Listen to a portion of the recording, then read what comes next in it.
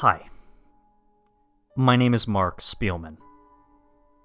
I'm writing this in order to keep any sanity I have left. In order to tell everyone about that girl. I dream about her all the time. I can't get her face out of my head. Those eyes.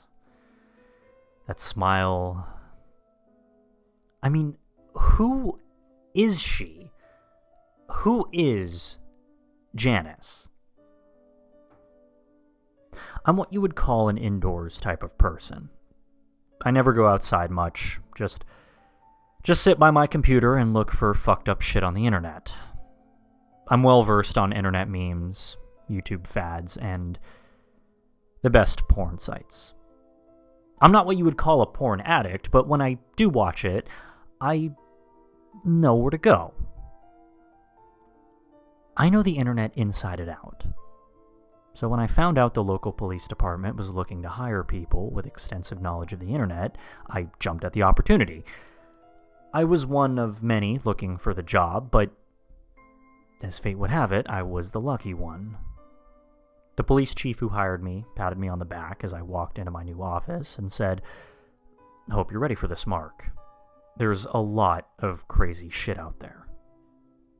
I smiled at him and said, "Believe me, sir, I've seen it all."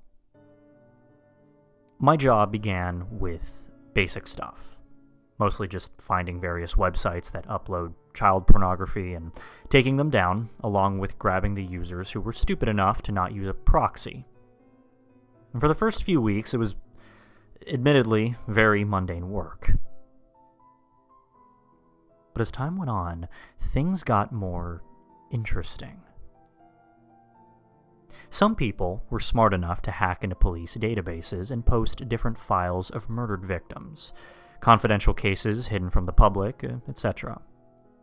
By my third month of work, I was dealing with everything from child pornography to extremely clever hackers. The pay could have been somewhat better, but I loved the work. My life was finally beginning to have some meaning, even if I was still sitting in front of a monitor 24/7.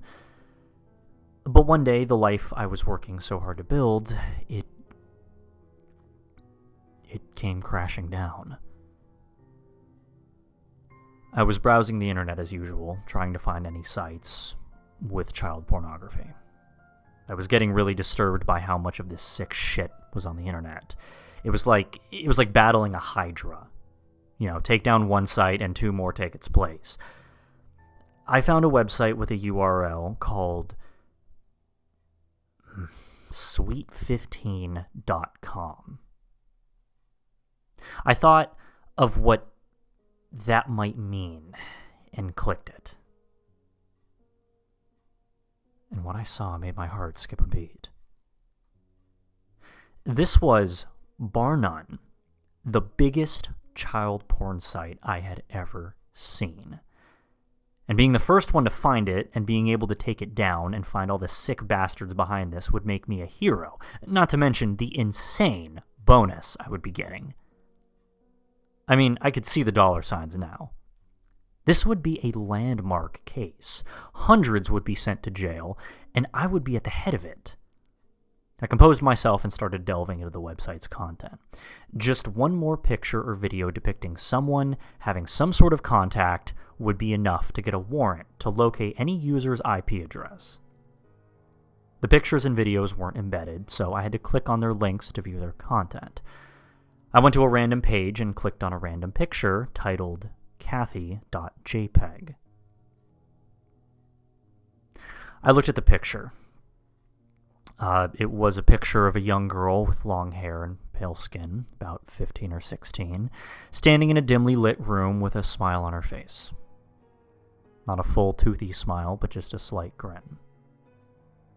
And that was it. Nothing sexual whatsoever. In fact, the girl in the picture seemed rather modestly dressed. I was about to click away from the picture when I noticed the URL. The picture I was on, according to the URL, was not Cathy.jpg. It was another picture file entitled Janice.jpg. Janice.jpg.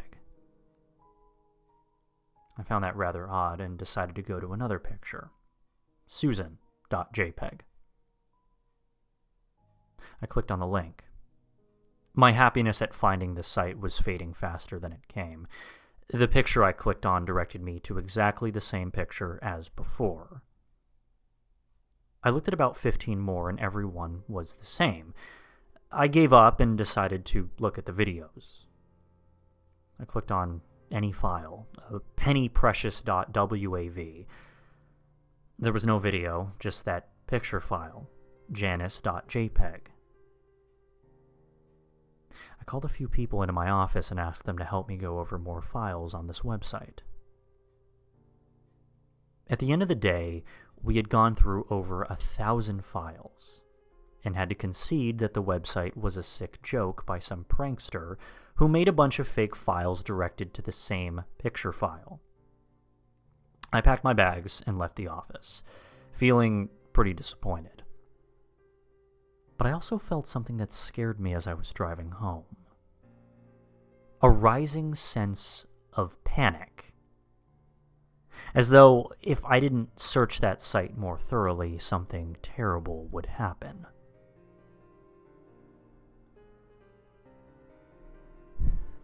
I opened the door to my house and went straight to my computer. I turned it on and went to the site. I went deeper into the site, looked at the source code, trying to find anything that would lead me to something else, but every file on the site went to that damn picture file.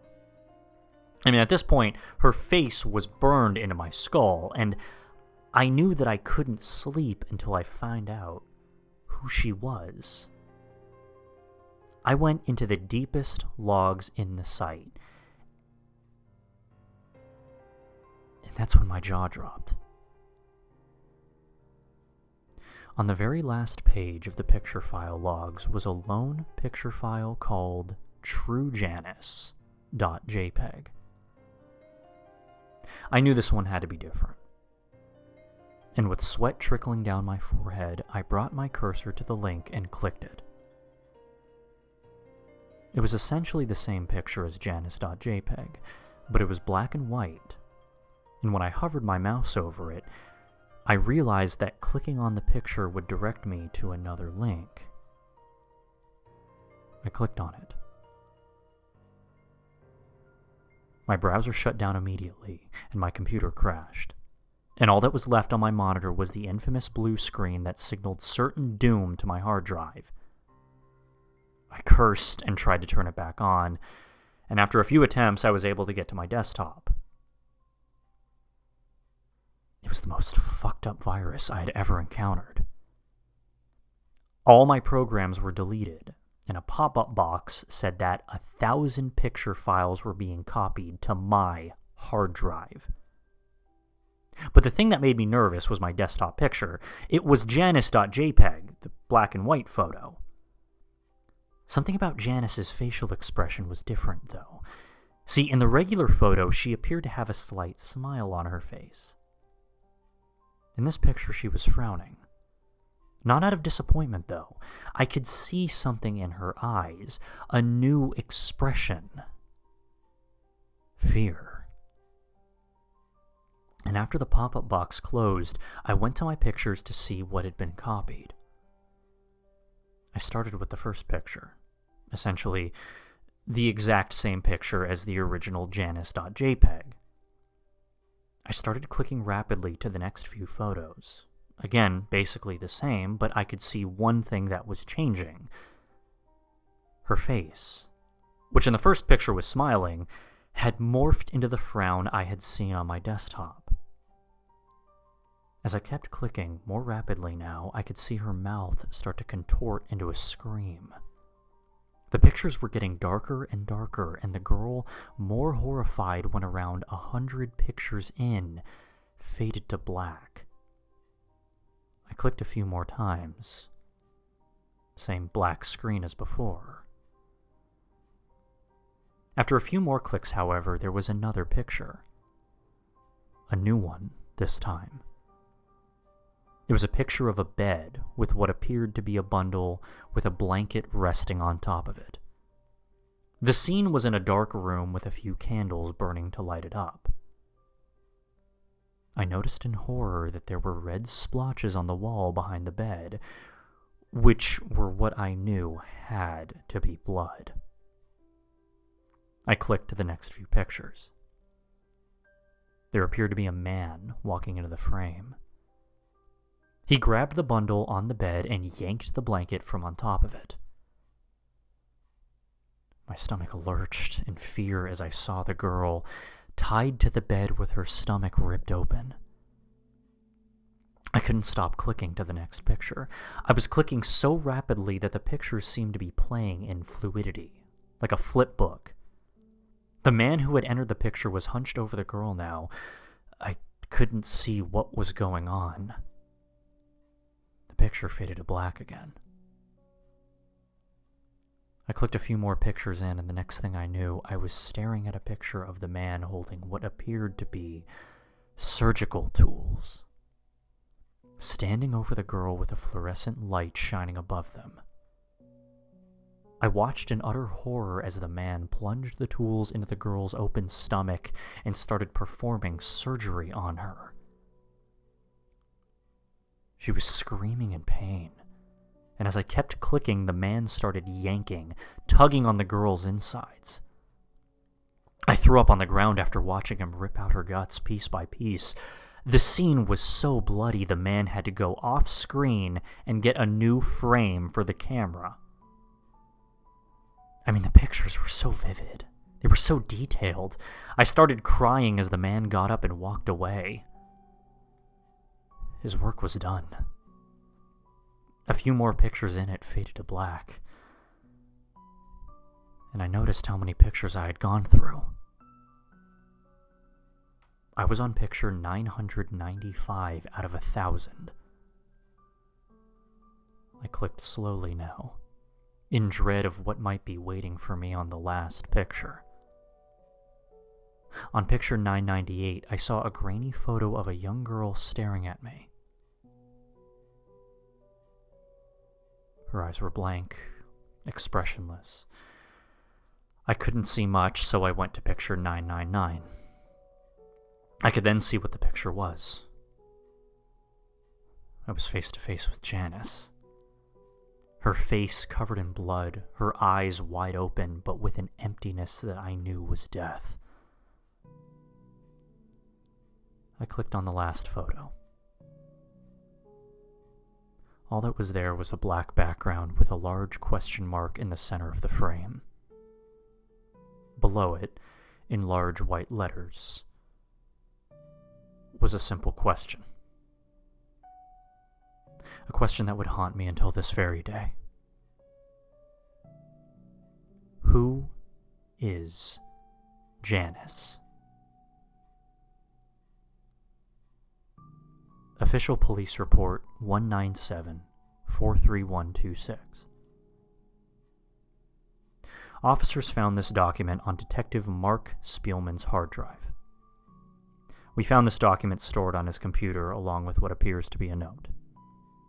All that the note said was, "Who is Janice?" And after going over the files on his computer, we found several documents pertaining as to who Janice may have been.